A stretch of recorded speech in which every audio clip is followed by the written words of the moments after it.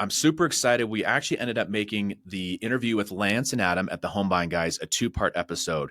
The second part, we're going to dive into what I really like to highlight in future, which are the losses. Most of the time, every successful business person has a loss here and there. So they're going to talk about the things that maybe didn't go quite so great. They're going to talk about their most profitable flip. And we're going to talk about our journey together and how we're partnering up together to help one another grow through the Elevation Investor Alliance. So let's jump right in to today's episode on Raising the Flipping Bar.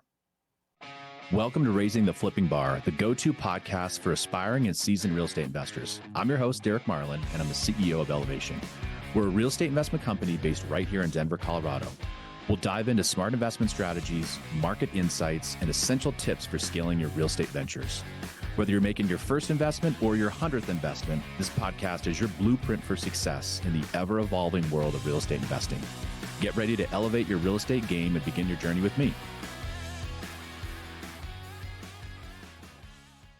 What is a bread and butter double for you guys if you're actually doing a flip, and then maybe one person wants to take the flip question and one person wants to take the numbers on what a wholesale looks like for you guys? I know our audience would love to know in the DFW area, what's your double for a flip, and maybe run through just purchased, rehab, acquisitions, just kind of high level type details, and maybe what a wholesale looks like. A double for us on a flip would be something like ARV 400. We're going to buy it for, I don't know the numbers off the top of my head, but let's say we're going to buy it for 225 and we're going to put 30 to 40 into it. We're going to net around 50. Those numbers may not quite work out, but something along those lines. If we're going to net 50 to 60, that's a double for us. We would take those pretty much any day of the week. One of the things that we've kind of pivoted to is going into projects that are a little bit bigger, a little bit more intense, that we can come in and make at least that, but hopefully more than that. We're sort of looking at a triple or even a home run because it's a bigger project. So that's what we would look at in terms of a double on the flip side. Yep. Our average wholesale fee is 15 to 17K. If we're going to contract a deal, last week we hit a great double. It's Terrell, Texas, the home of Jamie Foxx. Got a nice little 3-2 that the high school actually built in the 70s. We picked it up for 150. I put it out. We moved it for 165. And we would do that every hour on the hour if we could. I mean, and we've had the stories of the 70. We made 70K on a deal. In January, I made $3,000 on a deal. That's really low for us, but that's also very common too. We're very proud of our average spread being in that 15 range. We're trying to get it to 20, but we got to really increase our referral network because those are where our most lucrative deals are. But a double is 15K spread wholesale in the Dallas-Fort Worth market. Perfect. Maybe one more follow-up question is, we always tell our audience actually about the bad deals too. Maybe give me your guys' worst deal on a flip and then maybe what your best deal is so they can just see the gamut. But I would love to hear that worst one first and then maybe somebody follow up with one of your best deals. Yeah, I can give you our worst flip deal. We bought a deal here in Plano, Texas.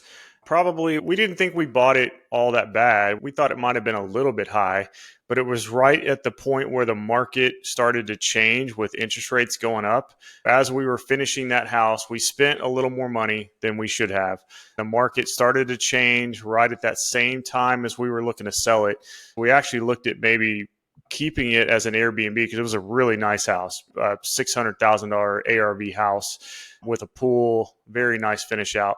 We ended up taking a loss on that house. We ended up selling it and not keeping it. We lost like $30,000 on that house when it was all said and done. So that was our worst flip ever that we've ever been in. And we did get our money back out of it, but obviously we, less the $30,000. Doesn't happen very often, but yeah, there's still a lot of risk in it. And what we were in the middle of in terms of the market leading up to that is that you could basically put any market on the house, especially if the flip was done very well, and get above market. We were sort of leaning on that still at that point with that house. We just didn't get it to the market quick enough before things started to change.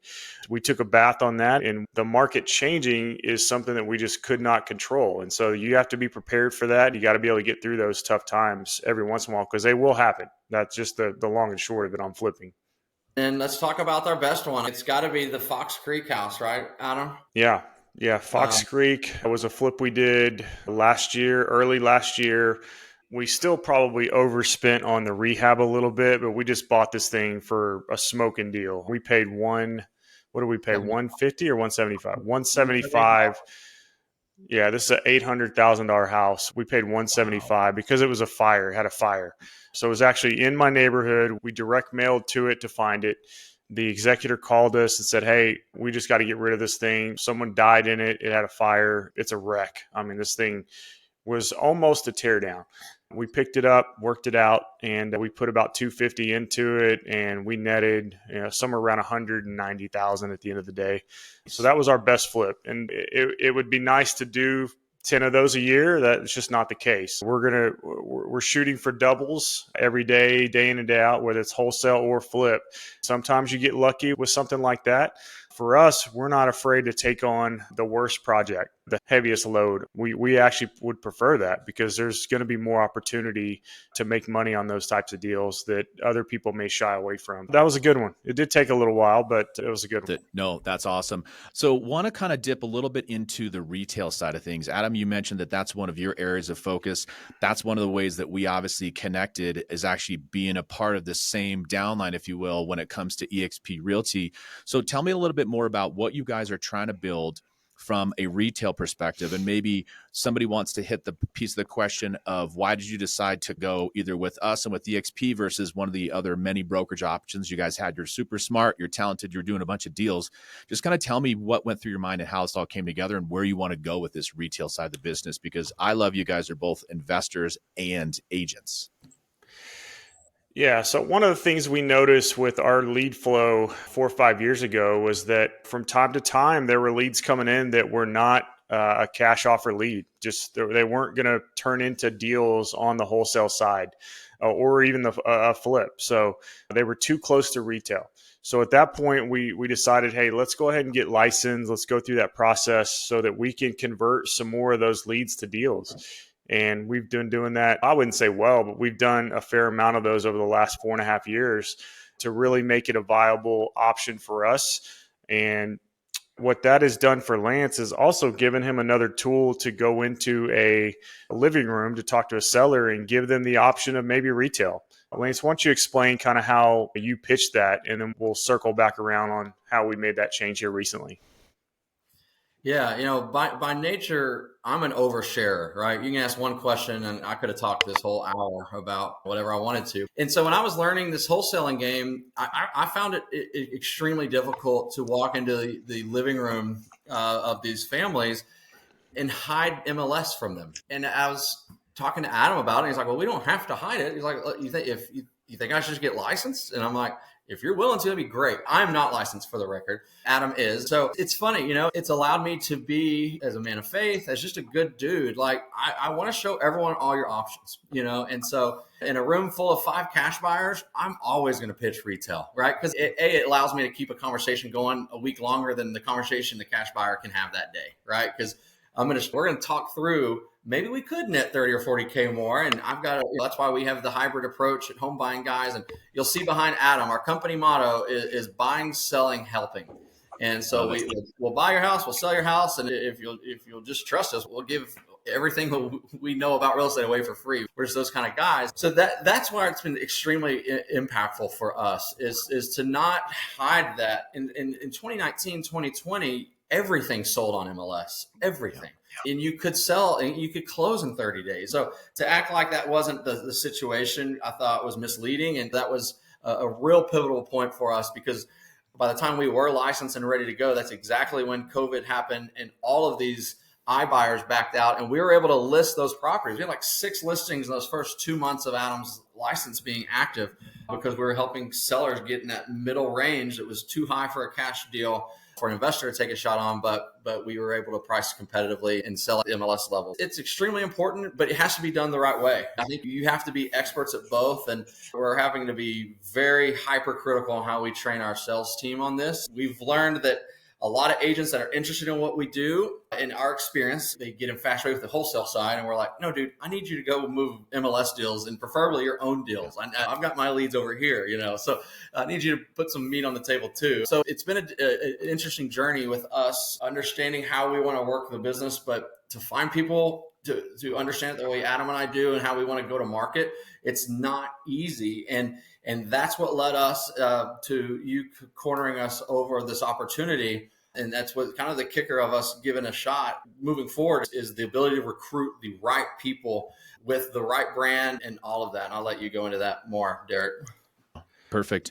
Adam, I'd love to kind of hear a little bit maybe through your thought process of where you guys went and why you went the direction that we're working on together. What I would love to also say is let's mark this as first quarter of 2024. Let's all come back on and do another podcast a year and just see not only where businesses grow, but where this brokerage relationship grows. Because with the Elevation Investor Alliance, we're all just going to start to scratch the surface. We're working with really smart people. There's so many things we can share and do together. All grow together. That's the other thing that I love about this is I found that especially on more the retail side, people were so weirdly competitive and secretive when it was like, oh, well, I'm at Keller Williams, and so I'm not going to give you my magical secrets from Remax. Let's not bullshit each other. We're selling houses here. We're not doing brain surgery. And I always say that, and I kind of laugh, mostly because one of my good friends is a neurosurgeon, and when he has bad days, people literally die after 16 hours worth of surgery. Like if something goes sideways, again, I don't mean to minimize it because it's people's lives and it's houses and it's important, but we can all be giving, we can be sharing. So we're going to take a quick break and tell you about the next Elevation Academy. If you're looking to dive deep into real estate investing, this is definitely the event for you. Our academy features over a 100-step process to help you navigate every single thing from market analysis all the way down to every aspect of project management. So this is tailored for both beginners and seasoned investors. And our one-day intensive training will equip you with the strategies and insights needed to elevate your real estate investing game. Spots are definitely limited, so click on the link below in the show notes to sign up and transform your approach to real estate investment. Okay, let's get back to the episode. So I'm just curious to hear where you're most interested, where you guys think we can go with this, and then let's just get back on a year and let's recap. For us moving forward, we see the power on the retail side. We know that's a benefit. We think we have a very unique competitive advantage here in Dallas-Fort Worth in that we deal with bad houses and rough houses all day, every day. We're really good at that. We're set up really, really well to be able to negotiate inspection repairs. We know it all. There's not one thing that we haven't seen on a house almost. There's probably one thing, but for the most part, we were probably the best negotiators at inspection repairs of any agent in this area. I can be pretty confident in saying that. And so we use that to our advantage. We'll go in and talk to sellers and say, listen, we know your house isn't perfect. No, you don't need to fix it up. We'll just adjust the price accordingly and get it sold for you so that you have less out of pocket, less stress, et cetera, et cetera. We know that we are very good at that. What we've struggled with a little bit is being able to train other people in that same approach to actually come in and be part of our team. So the one thing that we saw joining you guys in EXP is giving us the ability to expand that reach to try to pull in some additional realtors that can see our vision and join our team. Not that everybody has to be hyper focused on selling houses that are not perfect, but we know that's a potential competitive advantage that we have. So we see the ability to also cross-platform investor with retail with what you're doing at EXP and your business.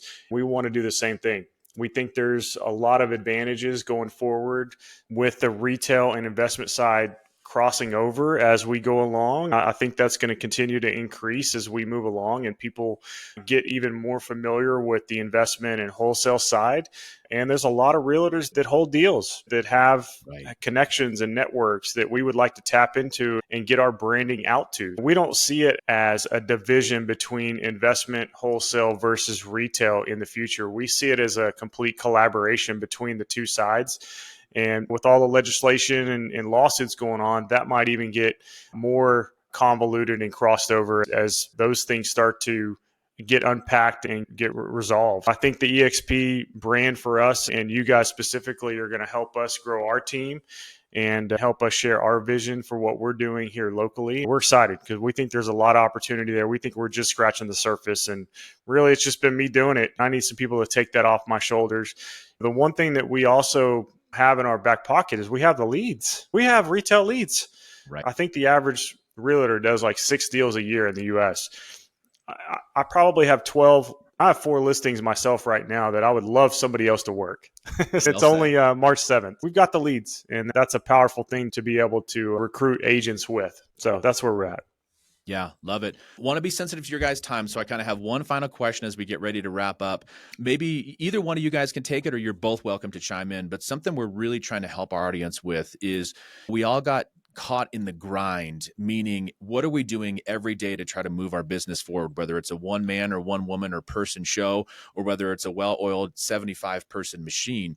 Is there something that you guys do? And this really comes from the book called The E-Myth by Michael Gerber, and it's working on your business versus working in your business. So to me, working in the business is you get up, you've got appointments, you've got emails you've got to do, you've got to have your call with your bookkeeper, versus working on your business is what are you doing where you're trying to zoom out from a 30,000 foot perspective and do something that is maybe very important, but not urgent at that given point that maybe might take 6 months to pay off. Is there something you guys kind of lean on and do on the business versus in the business?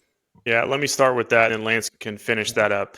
For me, I can do every task and everything that we do in this business. I can do it. I can do it all. If I had to go run appointments in the living room, I could do it. If I needed to run a new lead source, I could do it. But that doesn't empower our team to move forward. And for us, we really subscribe to the theory of things break at ones and threes. Things break at $100 and $300 in terms of owning and growing a business. Things break at 100,000 and 300,000, and then they break again at $1 million and $3 million.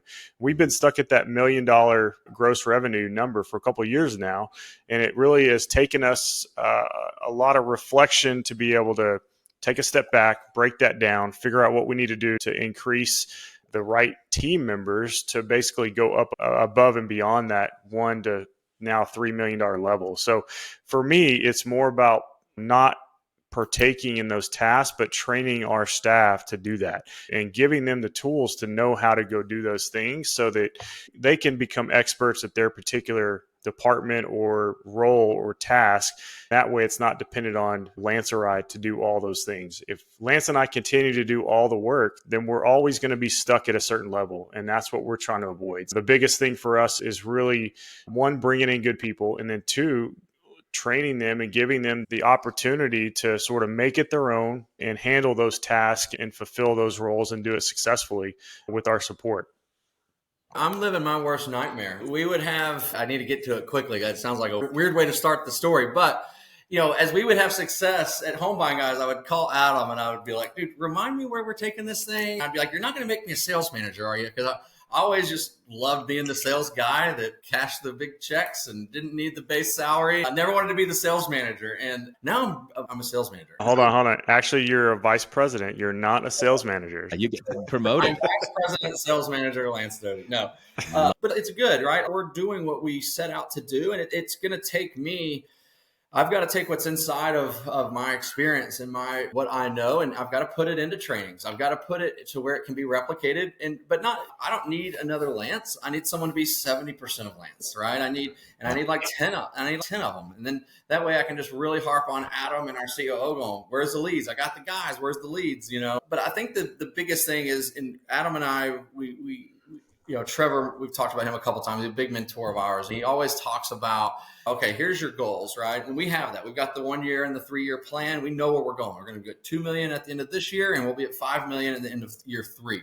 We know what the marketing spend is going to be to get there. We know everything. And the one thing that Trevor talks about, though, is are you working on the person you need to be a $2 million wholesale company, to be a 5-year wholesale fee company, And so that's where I'm having to challenge myself. I mentioned 9 to 9 earlier. I used to be able, if I got to the office at 9, I could work on what I was working on. Now we're in this communal growing pain office space. I really just have to sit there and answer questions. I don't get anything done for myself in that room. So I usually just pick up the phone and make sales calls alongside the staff, because if I try to work on anything that's not a sales call, it's interrupted with questions or other initiatives or things. I'm having to learn what that looks like and get to the office or get that time done before I leave for the day at the home office of what we're working on, either for our apartment complexes or just big picture stuff. The big picture stuff I need to be doing every day in terms of working on my business is I need to be in front of spheres of influence. I need this brokerage to know what Home Buying Guys does. I need this probate law firm to know how we can help sellers. I need, instead of just being in that one-to-one living room all the time, I've got to evolve to where my staff can handle those meetings, and then I can handle the room that's got 25 realtors in it. And I've got to do that 5 times a week. But it's really easy to just, my schedule this afternoon, we just got an appointment in Singer. So now I'm going to Singer, then to Fort Worth. And while I'm in there, I'm trying to lock up another meeting. So now my schedule is completely changed, but I've got a new acquisition guy that he needs to see how we run these appointments. He needs to see me do it 100 times, just like I saw Adam do it 100 times before I was ready to go on those appointments on my own. Yeah, there's a mouthful there, but we're doing it. Yeah, no, that's really well said. Man, you guys, I really appreciate you guys being on. What I would love to kind of end this with is please give our audience the places and the ways they can find you. Because again, even though they're doing it in the Dallas-Fort Worth market, they're expanding into San Antonio and Oklahoma City, and the Home Buying Guys are going to be everywhere here shortly. Tell people how they can get in touch with you guys. I'm an Instagram guy, so I got to start with the gram. At Home Buying Guys on the gram. Please follow. Facebook, like us there. YouTube, we've got an awesome YouTube library, guys. 190 videos of fixes and flips that we've done, demo jobs, Adam answering questions on like how to find a serial number on your mobile home. That's our most watched video, believe it or not. So please subscribe to us on YouTube. And my email is lance@homebuyingguys.com, and Adam's is adam@homebuyingguys.com. If you're inspired or you have some questions, please reach out. We would love to have a relationship with anyone that's going to listen to a podcast of this caliber, because Derek's one heck of a dude and doing this the right way. We haven't started a podcast yet because we saw what Derek's looked like, and we're like, okay, let's get away. We're not ready yet. You're ready. Thanks, Derek. Thanks for tuning in to this week's episode of Raising the Flipping Bar. If you found value in our insights and stories, let's keep the conversation going. Connect with me on social media and be sure to share this episode with friends or colleagues who might benefit. Your feedback and reviews help us grow and reach more listeners like you. So please, if you enjoyed this episode, leave us a review. Thanks again to the Elevation Academy for sponsoring today's show. If you're interested in learning more, click the link in the show notes below. And remember, every property tells a story, every deal brings a lesson. Keep reaching for those goals, and we'll catch you on the flip side.